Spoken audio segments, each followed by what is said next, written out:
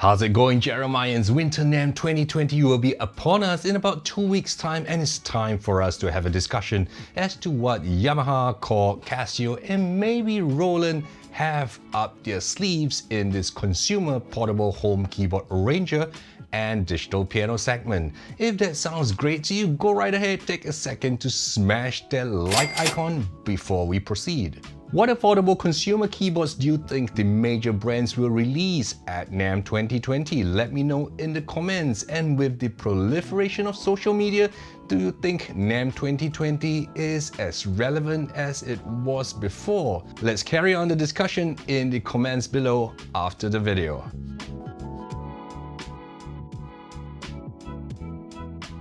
If you're new here, welcome. My name is Jeremy C, and in my channel I make reviews, tips and tutorials about arranger keyboards as well as digital pianos. If content like this interests you, make sure you subscribe and smash that notification bell icon to get notified whenever I put up new videos.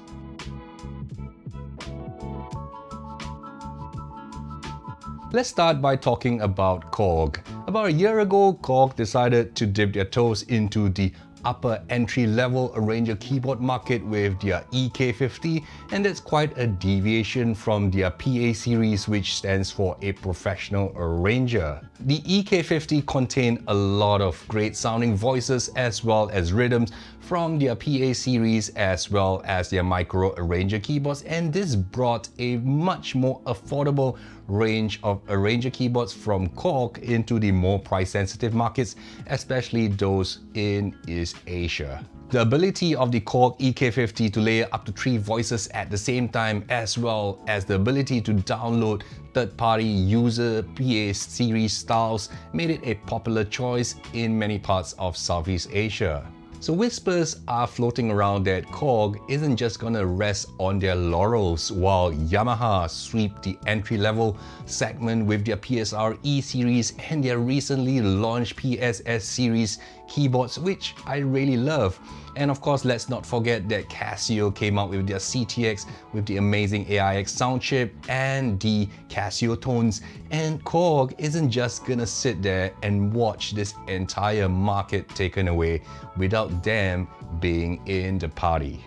What I've heard is that there will be an extension of the Korg EK line, and there will be as many as up to 2 additional keyboards in about that EK range that will target the PSR E series as well as the Casio CTX segment. Traditionally, the Korg PA series is developed by the Italian team. However, the Korg EK50 is developed by a different team, and it will be interesting to see what is the direction and strategy that this new team will have for the newer EK series keyboards. We will know in a couple of weeks in NAMM 2020 if this will indeed be announced and what we can expect from this keyboard. If you're looking forward to an in-depth review of these keyboards when they're released, make sure you subscribe and smash that notification bell icon, and I'll bring them to you when I get my hands on them. Let's talk about the Korg PA series. So the Korg PA series just 2 years ago got a brand new series of models, the Korg PA 700 as well as the Korg PA 1000. So it is unlikely to get new models in the Korg PA series line that soon. Even though Korg PA owners are not getting new models, but Korg has a great tradition of releasing updated firmware as well as software for the keyboard.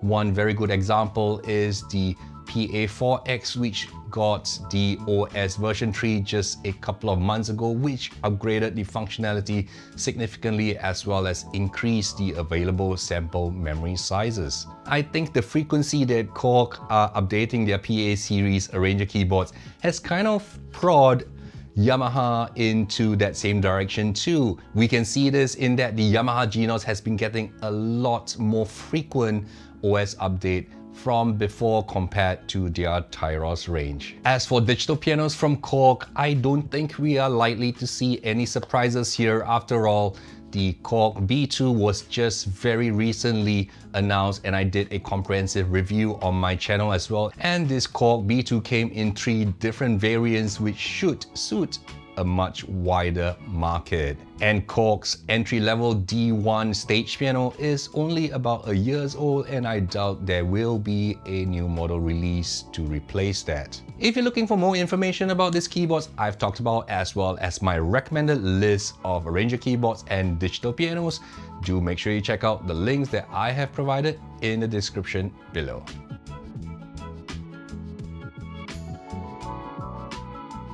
Next, let's talk about Casio keyboards. So it has been 2 years since Casio introduced their much improved ARX sound chip in the form of the Casio CTX 700 as well as the Casio CTX 800 and the higher end Casio CTX 3000 and 5000. And these keyboards give amazing value for money, loads of features and functions usually found on higher end keyboards but at a much lower price. And I've always recommended these keyboards to my students who are a little bit more price sensitive but still would like to have these high end functions. These keyboards do, however, have some shortcomings which I have talked about extensively in the in-depth reviews that I've done on my channel. As such, I won't be surprised that maybe Casio would come up with some updated CTX series with some of these shortcomings addressed, especially since it has been 2 years since the launch of their Casio CTX series. However, I am more inclined that Casio should release an update to their MZX as well as their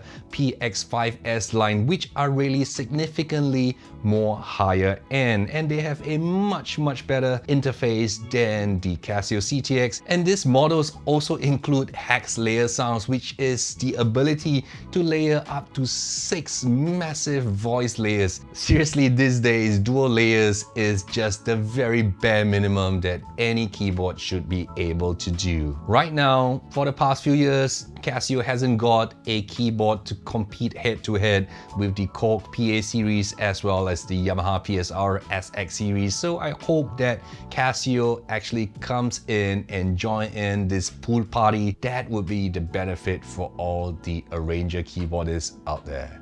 And for the boomers, the catchphrase of the moment, Casio launched their Casio Tone, hoping to evoke those fond memories of the 80s and 90s. And there were 4 models in this lineup with the Casio CTS 100, CTS 200, as well as the CTS 300 and the key lighting system, the LKS 250.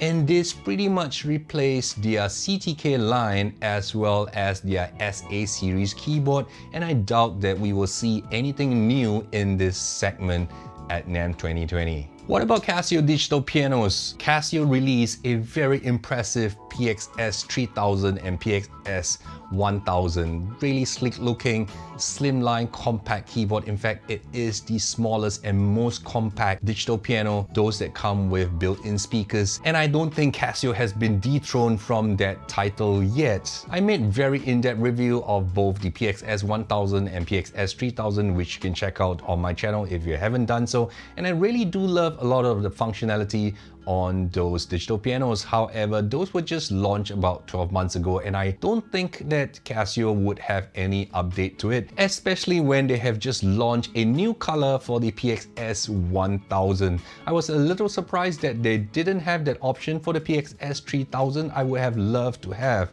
the PXS 3000 in red because the PXS 3000 has arranger functionality, whereas the PXS 1000 is just a straight up digital piano.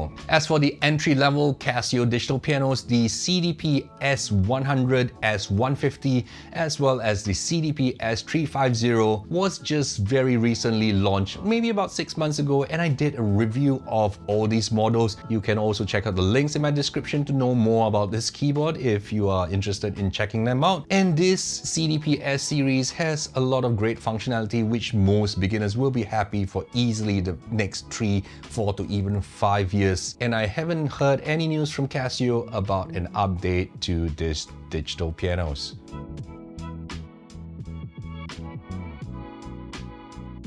And now for the brand that everyone is just waiting for. Yamaha just a few days ago gave out a press release and indicating that they will be launching, in their own words, a family-friendly portable keyboard with high quality voices and special learning tools. This could be a very good indication of where the PSR E series is headed. After all, the E in the PSR E series denotes education, and this E series had onboard lesson functions which the PSR S and PSR SX series doesn't have. The other good indication that Yamaha would be coming out with quite a number of keyboards for the home portable keyboard market is that religiously every 2 years, Yamaha has without fail updated their PSR E series for the past 14 years. So every 2 years, starting from the PSR E203,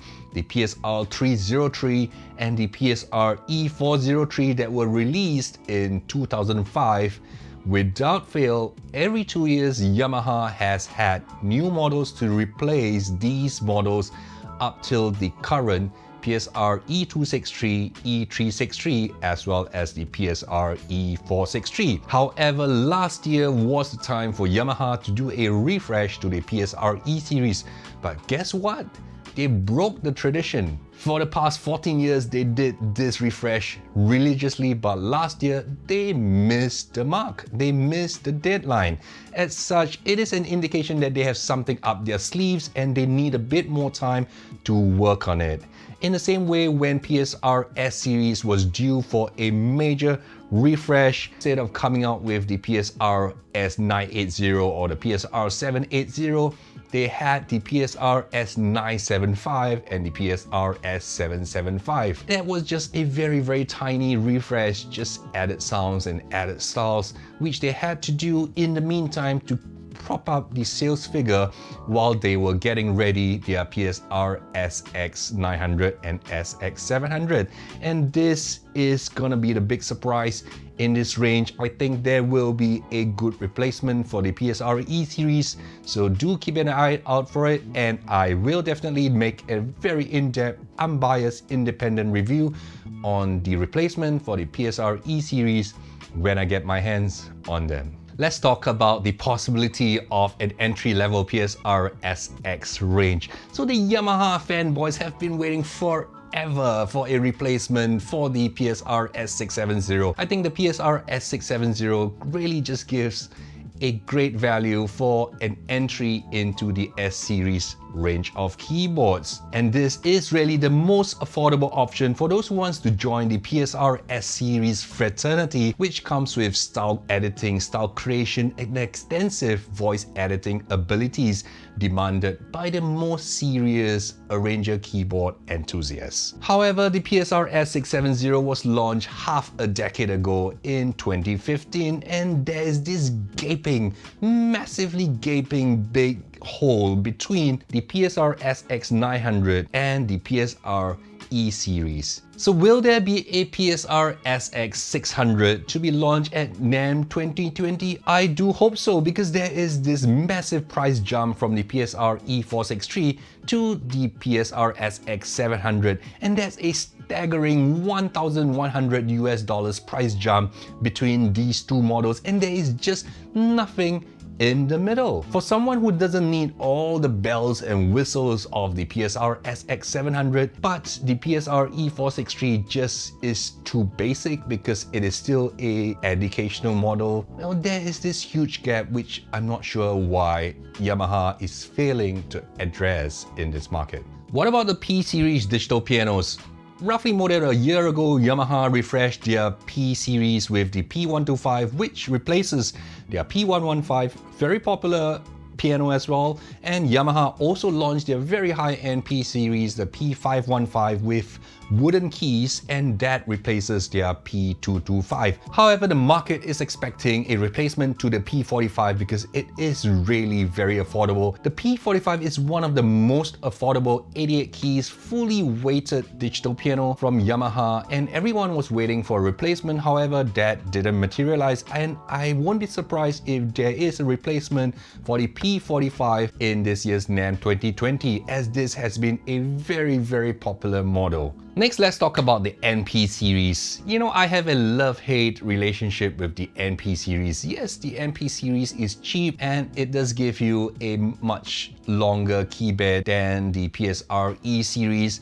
However, at 3 years old, it is starting to become outdated and becoming to look its age. In fact, I think the Roland Go piano with 88 keys and also has this little soft keys just like the MP12 and MP30 is a much better option than the NP series.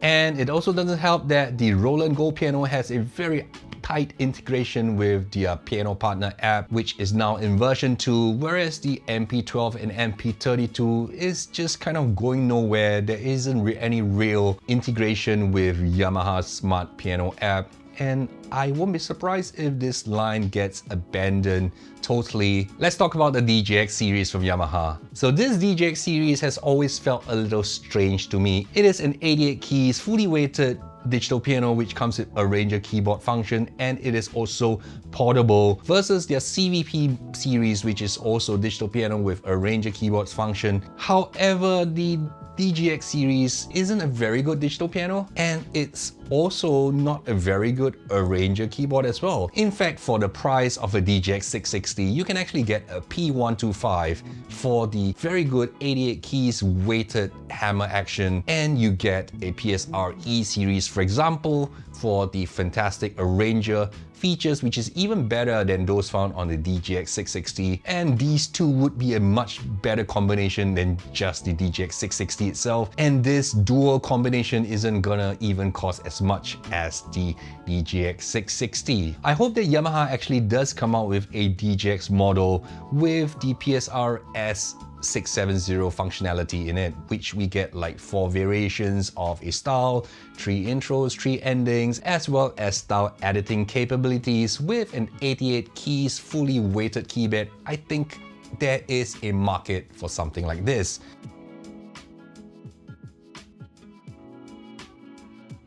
Roland! Let's talk about Roland. Has Roland given up on their arranger keyboard market? It does seem so. I don't know. Roland is just coming out with the Roland EX20 and Roland EX30 last year, which I bought with my own money and made a review, and it was a massive disappointment. So the Roland EX model is really just a China keyboard, and Roland had a licensing deal where they just slapped on the Roland brand on it, and it just didn't sound good at all. It just didn't inspire anything, and I got rid of that as quickly as I could. For the lower end consumer market, I think Roland is putting their emphasis on the digital pianos. Apparently people are playing the piano more than an arranger keyboard. So there is an update to the Roland Go piano. It now comes with Alexa. I'm not sure how useful that is. It might just be a gimmick. Personally, I'm not a fan of Alexa being built into my keyboards or pianos because I don't want these devices to be listening into me all the time. The Roland FP10 entry-level digital piano, fully weighted, 88 keys, fantastic value for money, one of the best keybeds at this price point, and in fact is superior to Casio and Yamaha in the same price point, and that was just launched less than just a year ago. I doubt there will be further updates to the FP10 as clearly it leads the pack. That's all I have for you today. I hope you enjoyed my insight on the upcoming winter NAMM 2020, which takes place in less than 2 weeks' time. My name is Jeremy C, and I'll see you in the next one.